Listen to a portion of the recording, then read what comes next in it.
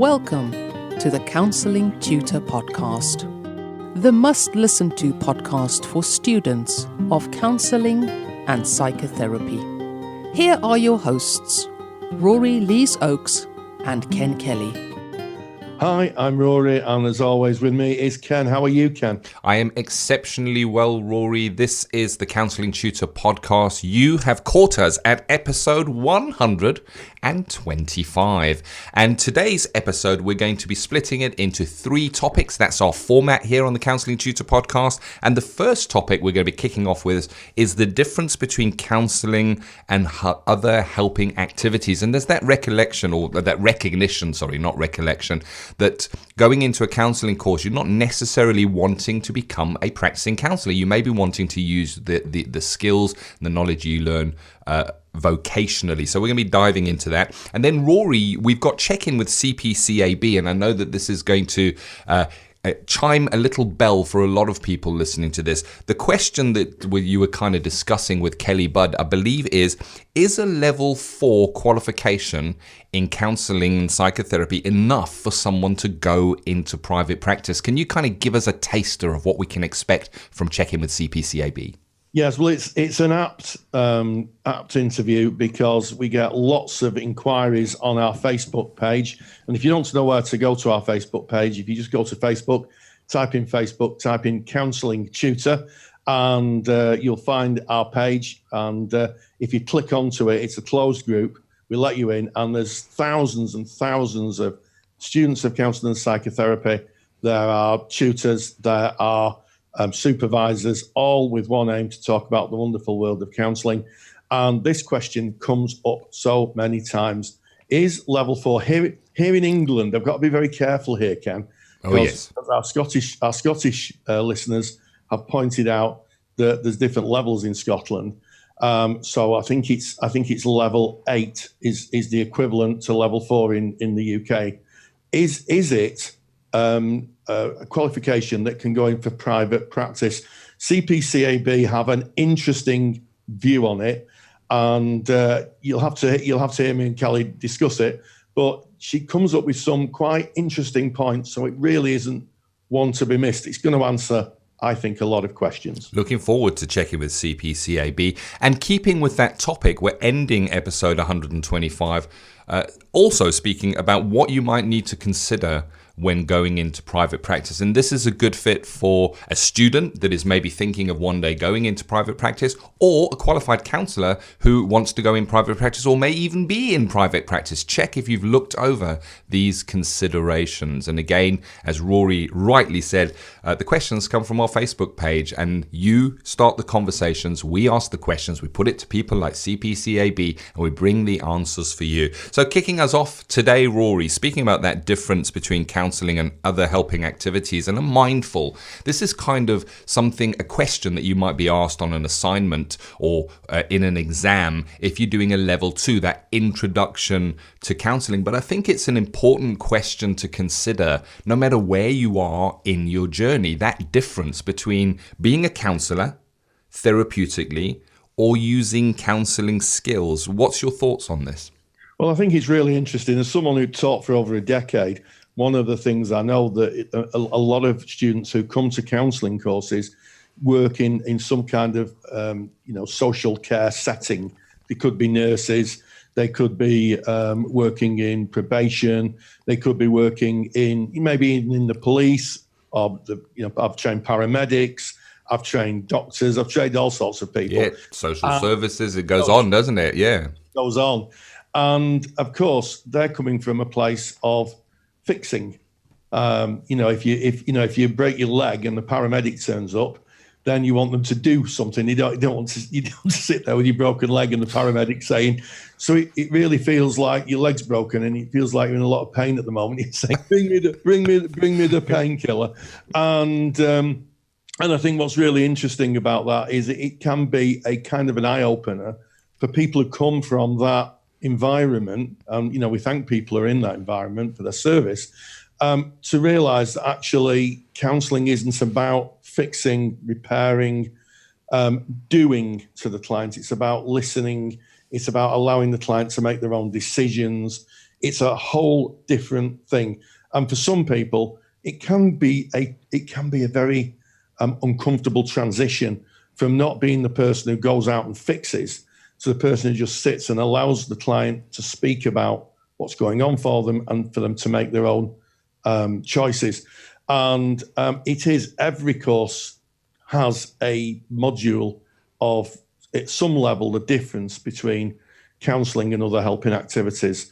And I've produced a nice handout kind of giving an overview of that and a quote, which might be useful for somebody's assignment. There's always a quote asked for. So we got a quote there from I think it's Pete Sanders. That's one of Rory's super duper handouts, and you can get that free of charge, and they're great to reference if you're doing assignments or if you just want to kind of bone up on the old theory there. And you can get that from going to counsellingtutor.com. That's our website, counsellingtutor.com, and just click on the podcasts tab, go to episode 125. That's today's episode. All of the show notes are there, links to additional information to kind of back up what we've been speaking about, and you can download Rory's super duper handout free of charge from within that page. If you are already a member of our paid for resources, our library, we sometimes call it the Counselling Study Resource, well, that has already been added to the Counselling Study Resource for you, so you can just kind of log in and grab that. But I'm also mindful, Rory, that not everybody that enters and goes and does a counselling course has an end goal of becoming a counsellor. I have a personal friend at the moment that is on a level 3 certification in counselling, and he is a chaplain, and he's decided to do this training to kind of underpin the work that he's doing in the hospitals. He's working in the hospitals. He's being confronted a lot with people in deep sorrow, people in grief, people about to face loss, about to face end of life. And he has gone not to become a counsellor, not to deliver therapy, but to better understand, to better listen, to better be able to communicate. And I guess there are many that are called into counselling for that reason. Yeah, absolutely, Ken. And I think that you've highlighted a very important point there, in that one of the things about knowing the difference between counselling and other helping activities is to make sure that if you're using counselling skills as part of another helping activity, that you don't start to counsel. I think that's really important because, if you're, say, for instance, you're a doctor and someone comes in and they're unwell or they have a difficult diagnosis, what you don't want to do is to open some kind of therapeutic process, because therapy is done through a number of sessions. It's done by a trained professional person. It's contracted. It's implicit. In other words, the client knows they're coming for therapy. And there is an ethical issue if someone starts to do some counselling without any kind of contract or an implicit understanding. That's what's happening. So, part of understanding the difference between counselling and other helping activities is to know your limits when you're using skills.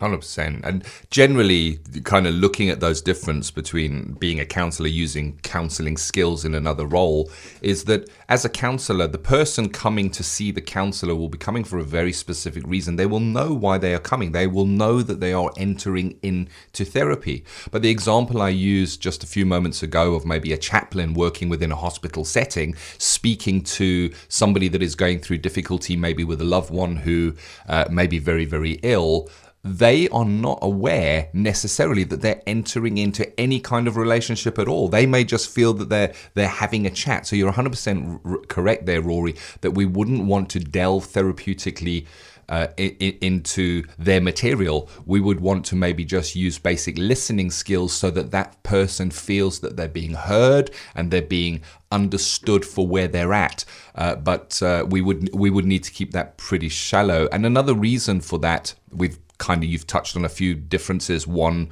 of the boundaries. I mean, counselling, when you train and you go into a counselling relationship, it is a boundaried relationship, and the boundaries are set out beforehand, as you explained, Rory, by means of a contract. That contract explains exactly what is on offer and what is not on offer. It explains confidentiality, where confidentiality might need to be broken, and none of that is present within just a chat of somebody that may be presenting with an issue or a problem, maybe to a teacher, to a priest, to a youth worker, to a nurse. And therein lie the differences. Another difference that kind of shines for me is that a counsellor will work to an ethical framework. There's an ethical framework that they will kind of have signed up to be able to practice, to get their membership to be able to practice, whereas somebody maybe just using counselling skills may not even be aware of what's in an ethical framework. And the ethical framework is there at the end of the day to protect the client and to protect the counsellor. So I guess there's some stark differences, but I put this out that if you're listening to this and you're going along your counselling course, it doesn't matter whether your end goal is I want to be a counsellor or I want to just use these skills in my vocation. I think, Rory, as you once said, a counselling qualification at any level is CV Gold. Tell us a bit more about the CV Gold, Rory. Well, I think in the modern world, employers are looking for people who have excellent communication skills. And, a counselling qualification shows that not only have you got excellent communication skills, but you've got excellent listening skills. And anybody who runs a business understands that miscommunication, that not understanding their customers or their clients is a real way of alienating the people that they're servicing. So, by seeing that on the CV, a certificate or a diploma in counselling, even an introduction level 2 to counselling skills, it shows that somebody has taken the time to think about how they communicate, how they listen, how they experience others, and also have indulged a little bit, if that's the word, or got involved in their own personal development. So they really are good qualifications. A lot of people say, well, they're a bit soft. Actually, if you think of the modern world, communication's at the heart of it, and having a counselling skills qualification is, as I say, CV Gold. Love it. Absolutely great topic there. And don't forget about Rory's super duper handout. The title of the handout is What is Counselling? It gives you a nice overview that you can refer to. You're going to get that from our website, counsellingtutor.com. Click on the podcast tab, episode 125. Go and download it. If you're a member of our paid for resources, just log in. It is there for you. You can do a search for it within your CSR dashboard. So kind of, I guess, moving away from that question of what's the difference between counselling and counselling skills, taking the line that, yes, we're going to now be looking at qualified therapists coming to the end of their studies. They've done their placement. Can they go into private practice? Is it advisable with a level 4 qualification to go into private practice? And Rory, you touched base with Kelly Budd from CPCAB on this very topic. Yes, I spoke with Kelly, and she comes up with some very interesting points about what level 4 qualifications qualify people for and what they don't. And I think it's the don't that is the interesting bit. So I think it's a not to be missed part of it. You make your own mind up on that, because as it stands here in England, level 4 is qualified. You can join, get full membership of an ethical body, and in the absence of regulation, you can go out and set yourself up in private practice. However, as we'll see in the interview, there are things that need to be thought about. And sometimes doing a course to equip you to work in private practice may be a wise thing to do. Like it. So let's check in with CPCAB. Check in with CPCAB. And we welcome Kelly Budd. How are you doing, Kelly? I'm really well, Rory. Thank you. How are you? Oh, I'm fine. And we're going to be talking today about an interesting subject, a perennial subject that gets asked time and time again. What level is qualified in the UK?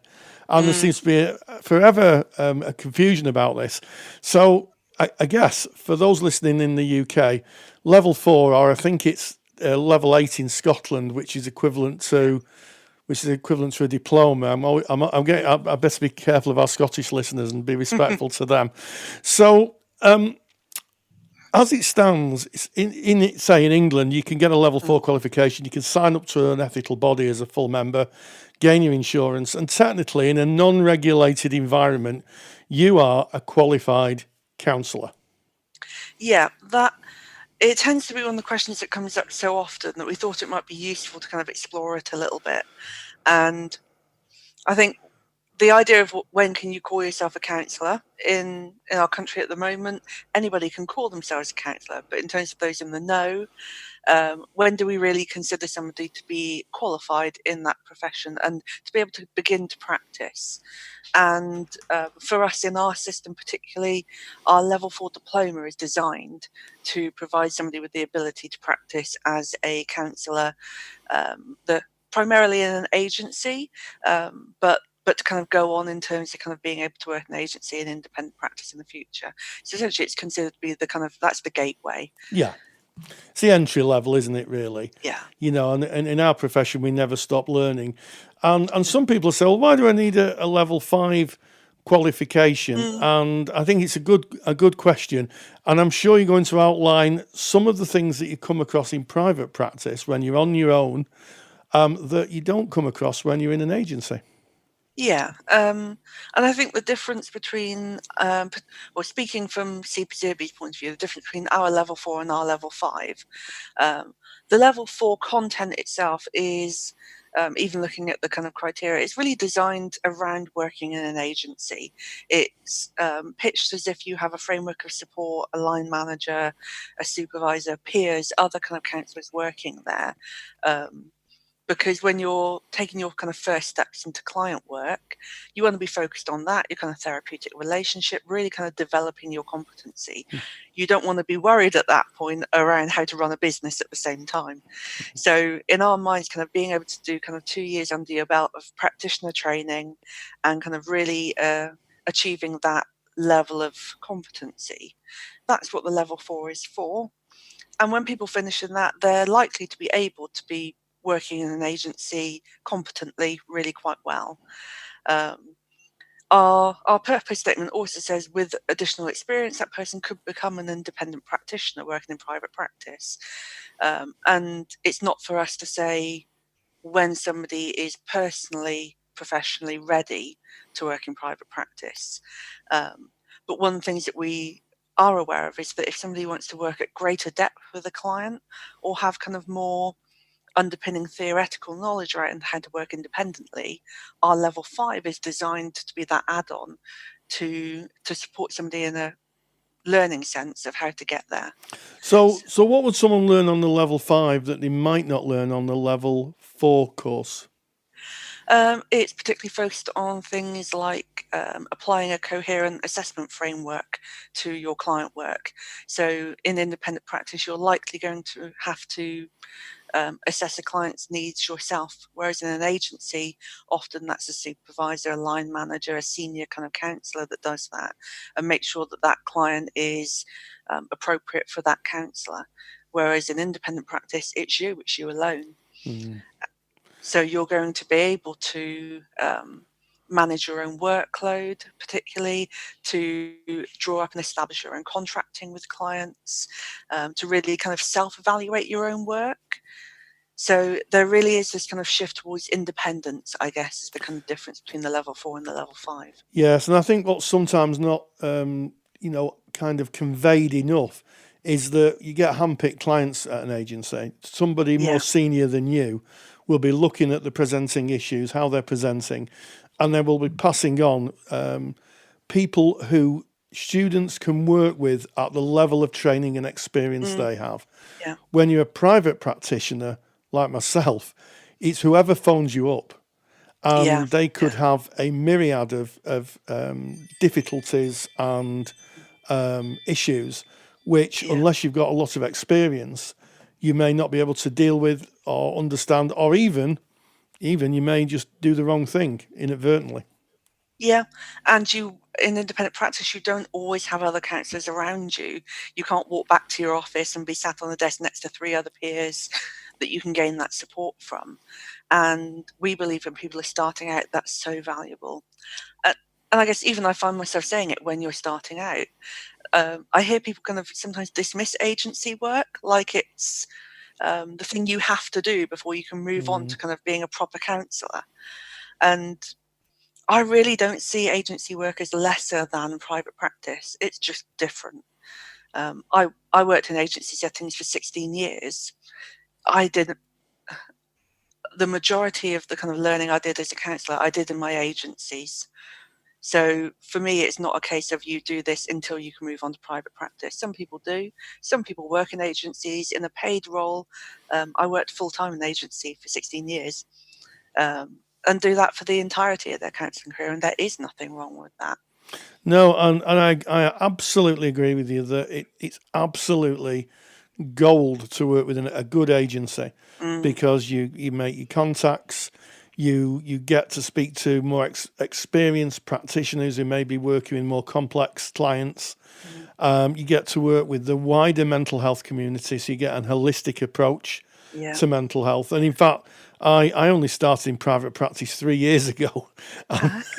And I worked in agencies in pro bono or free work, or latterly in paid work since 2004, and I found it really useful. I really did.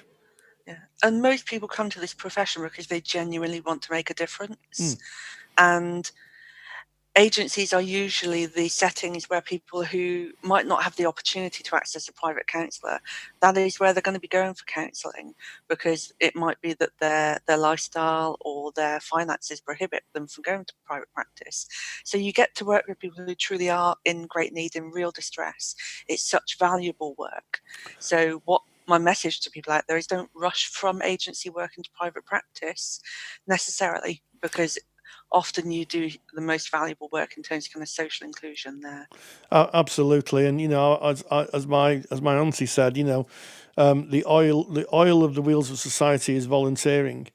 It literally oils the wheels of society. But there are some fab paid roles in agencies, and I've known quite a lot of my students who've worked in an agency, and then they were approached and said, we're looking for a paid work.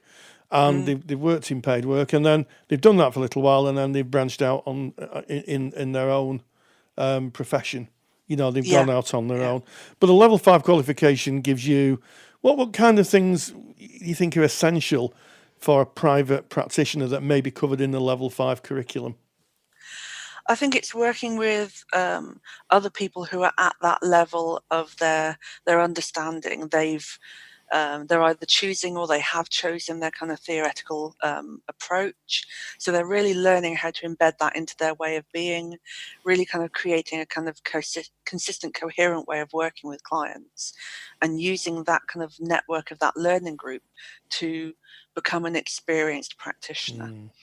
And even at that level, discussions come up in the kind of level 5 groups, even around things like how to complete a tax return, which you're not going to get that on your level 4.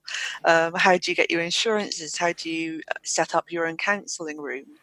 So it may not be in the kind of explicit curriculum, but at that level, most people are looking at working in private practice. So you really start to consider what it means to run your own business as a counsellor. And that doesn't necessarily come as part of the training. Normally we don't train people in how to time manage, how to do their finances, but private practice, you've got to think about those things. And it's one thing, and I don't want to put anybody off setting up in private practice, but it's one thing saying, I'm just going to get myself a room and the clients will come charging through the door and I can charge them, but it's actually, the reality is that you're going to have to think about little things like, do you have a specific phone for your clients, and is that phone switched on when it's on? Tax returns, making sure that the premises you use has the right insurance, having your own insurance. There's huge amounts of things. And if people are paying privately, they expect a level of service that's commensurate with the fee that's being asked for. Yeah, absolutely. I think even, like you say, down to things like setting up your own policies, making sure that you, as a practitioner, comply with legislation around things like data protection. In an agency, somebody kind of does that for you. Yes. Well, not entirely. It doesn't absolve you of all responsibility, but as an independent practitioner, you need to set all of that stuff up for yourself. Yeah, things like an IT audit, making sure that your IT is secure, making sure that your phone's secure. I mean, I'm the data protection officer for our organisation, and I have to say that some days it is a full-time job writing the policies. Yeah, absolutely. I'm being registered with the ICO if you're in the UK. Yeah, and so much of that is done at a management level when you work for a company, when you are your own company. Essentially, I kind of think for students, it's being aware that it's not beyond your reach, but you're going to need to be able to be therapeutically present and in a relationship with your client, whilst also managing the other stuff, but keeping that out of the room so that you don't become stressed when the client doesn't show up because that's your £50 that you're not getting that day. Yes. So I think that's just so valuable, Kelly. And as we wind this up, I think there's so much to think about there. You know, as we alluded to earlier, the level 4 is a gateway qualification, but there's certainly a lot of other skills to consider when working privately for yourself. And maybe you get that in a level 5 qualification, and certainly you get it through experience. So, Kelly, as always, thank you very much. It's been a pleasure. Thank you, Rory. Check-in with CPCAB is proudly sponsored by CPCAB, the only awarding body run by counsellors for counsellors. To learn more about CPCAB qualifications and to get more detailed information on today's podcast topic, visit cpcab.co.uk.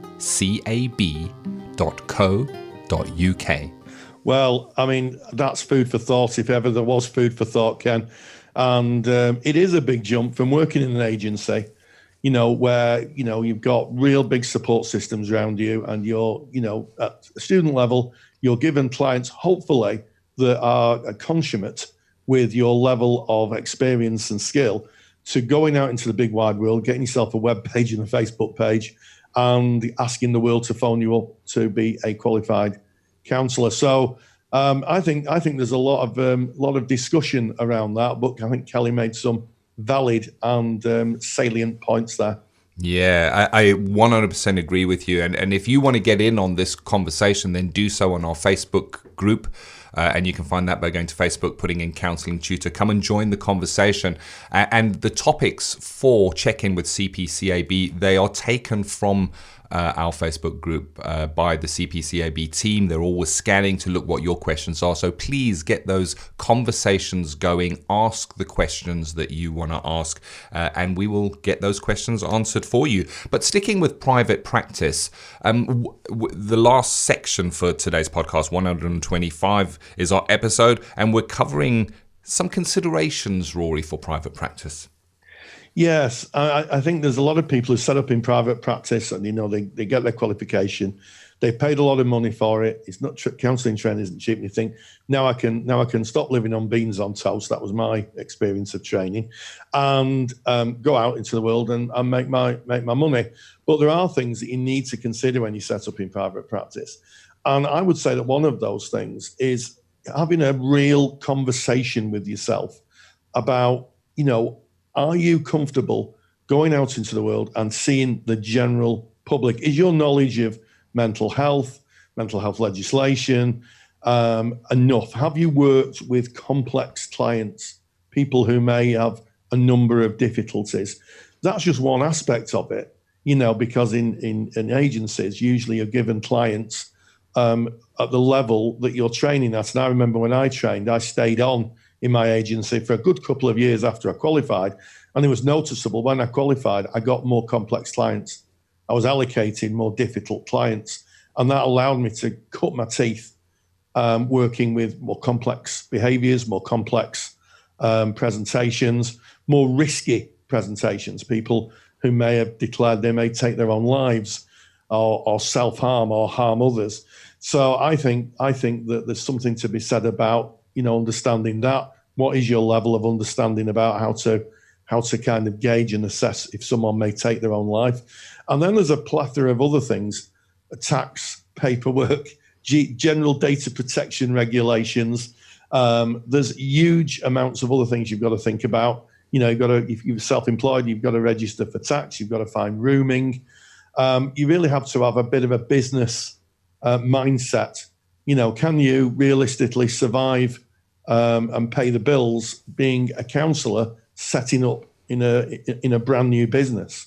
And I think that's something to take into consideration, Kev. Definitely, and you're 100% right, Rory. You know, you could have all of the training in place. You can feel that you've got the qualifications, you've done all the relevant CPD, that you have adequate support structure around you with supervision and peers in order to act when you kind of get an emergency or something comes up from a client. Where I guess in an agency you're protected because you've got those levels and you've got those policies and procedures in place. Going into private practice, you've got to put those policies and procedures in place yourself, and you need to think of things. And so often things come up and we haven't thought about them, and we deal with them in the here and now, whereas within the agencies they kind of have maybe years of practice to see what has happened over multiple clients to put those policies and procedures in. But even when you feel comfortable in doing that, you hit the nail on the head, Rory.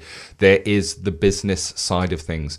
Now, by no means are myself or Rory discouraging anybody from going into private practice. It can be incredibly rewarding for yourself, for your clients. It can be rewarding financially as well. But there are considerations, and that's our topic here. And the business considerations for me are a biggie. And the reason for this is we are not trained. Our society, at least here in the United Kingdom, does not train an individual to run a business. If you look at our schooling system, very little time is spent on how to set up and manage a business.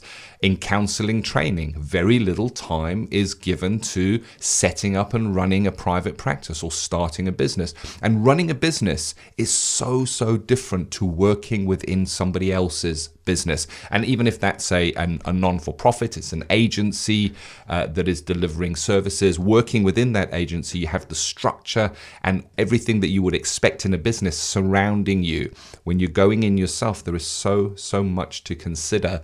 And there is the feeling of, I've got the qualifications. If I build it, they will come. And sadly, that is not true. And many colleagues that I've spoken to have gone ahead and they've thought, okay, all I need is a website. A website's going to get people coming through. I'll put my listing on a few of the directories, and then found, Rory, sadly, they were back to your beans on toast scenario, where it was beans on toast because the clients were not coming through. Because you need to generate what are called leads. A lead is somebody that might be interested in your service. You know, that's the first part. Where are those leads going to come from? Enough of them to be able to manage and pay your expenses. Like you said, Rory, you have tax, rooming considerations, all of that, your own supervision.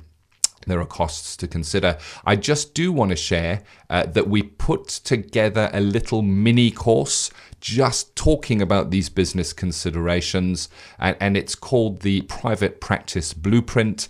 And if you're interested in looking over that, it is in our paid for resources section, which is called Counselling Study Resource. It's a little course there that walks you through all the different considerations from a business point of view, right through from building a website, what you should say on your website, pamphlets, what you write in your pamphlets, right through to accepting payments online or with card readers and different ways of accepting payments. And I built that course based on my own experience of going into private practice, the struggles and barriers that I faced, and the solutions that I found to overcome those challenges. So that is available if you are a member of our Counselling Study Resource. And if you're wondering what is Counselling Study Resource, more info on that at the end of the program.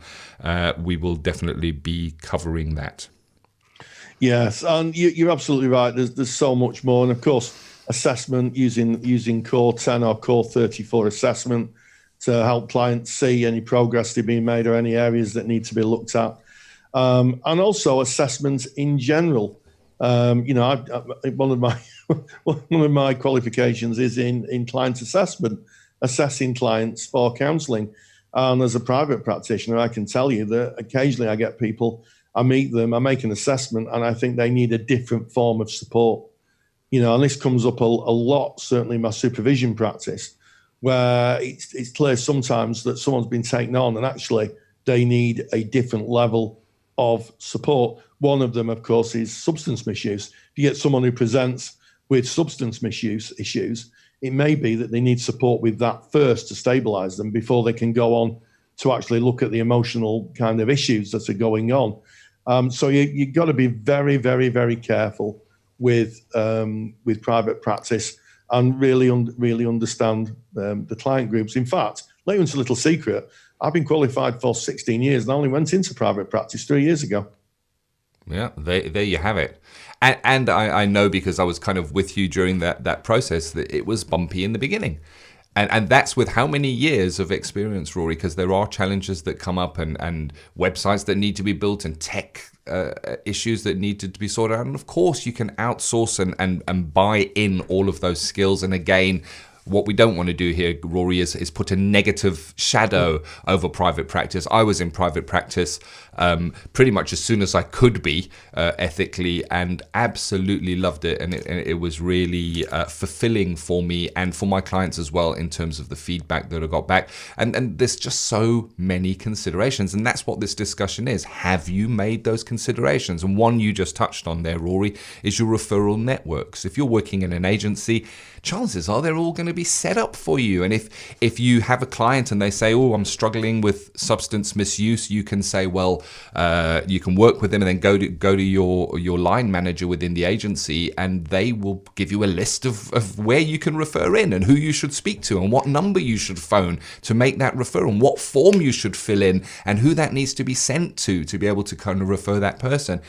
When you're on your own, you've got to put all of that in place. You've got to build your own referral network. And I guess that is one of the good reasons of not finishing your course, stepping out and stepping into private practice, because you've spent the last 3, 4, 5 years of your life studying, not networking and building those referral networks, and not cutting your teeth on the more complex issues that we can sometimes see coming in. And the last thing you want to be doing is catching yourself by surprise when a client comes in and drops something that you don't feel comfortable dealing with. Interesting. It's the considerations, I guess, Rory. It is, absolutely, Ken. And I wouldn't want to put anybody off private practice. I know a number of people who run successful private practices and they're very happy. Their clients are well serviced and looked after. And it's because the people who run these successful private practices have done the due diligence. They've done all the kind of work that needs to be put in place to support them. So, don't be put off, but be realistic, I think is the message.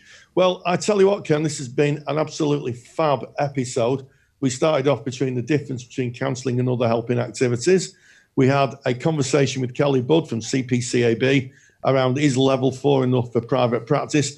And we followed that conversation on with what you realistically need to do if you want to go into private practice, the considerations and the things that need to be thought through and put into place. What a fab episode. And as always, hey, stay grounded and stay safe. Take the stress out of your counselling studies and get the support of Rory and I by joining us in the Counselling Study Resource. Counselling Study Resource, or CSR for short, is the world's most comprehensive assignment guidance and study support resource for students just like you of counselling and psychotherapy. See how Counselling Study Resource can help you. Visit counsellingtutor.com. That's counsellingtutor.com. Thank you for listening to the Counselling Tutor Podcast. Find the show notes for this episode on our website at www.counsellingtutor.com.